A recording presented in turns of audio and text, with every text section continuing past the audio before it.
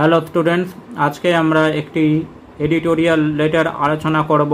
সেটি হচ্ছে রাস্তায় ঘুরে বেড়ানো জন্তু জানোয়ার বা পশুদের দ্বারা তৈরি হওয়া অসুবিধা নিয়ে। চলো শুরু করা যাক। Write a letter to the editor of a newspaper telling him about the nuisance created by stray animals. একটি খবরের কাগজের সম্পাদককে চিঠি লেখো এটা জানিয়ে যে বিভিন্ন পশু যারা রাস্তায় ঘুরে বেড়ায় তাদের দ্বারা যে অসুবিধা সৃষ্টি হয় তাই নিয়ে। To the editor, the Times of India, Kolkata 7/00/001। Subject problem caused by stray animals, রাস্তায় ঘুরে বেড়ানো পশুদের দ্বারা সৃষ্ট অসুবিধা। Sir, through the columns of your esteemed daily, I would like to draw attention of the concerned authorities to the problems caused by stray animals on city roads.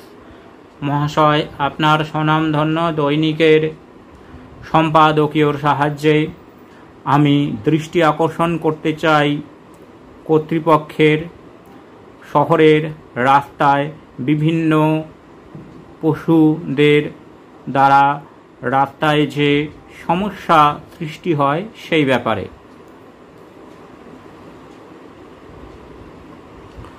One can notice stray animals on the road even during the peak hours of the day. দিনের ব্যস্ততম সময়েও রাস্তার যে কোনো জায়গায় আমরা পশু বা জন্তু জানোয়ারদের এলোমেলোভাবে ঘুরে বেড়ানো দেখতে পারি। These animals have become a great problem for the pedestrians and drivers. পথচারী এবং গাড়ি চালকদের জন্য এই সমস্ত পশুরা নানাভাবে সমস্যার সৃষ্টি করে থাকে।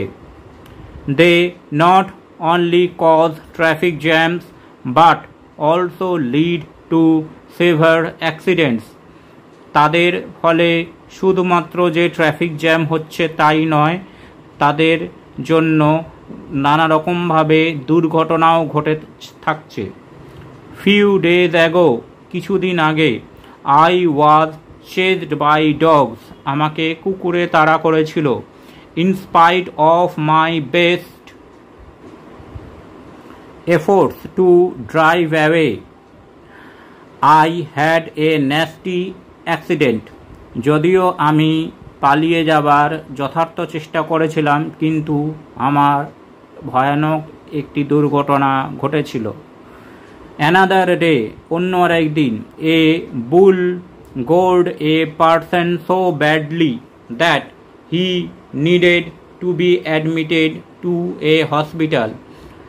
একটি ষাঁড় একটি মানুষকে এমনভাবে গুঁতো মেরেছিল যে তাকে হসপিটালে ভর্তি করতে হয়েছিল।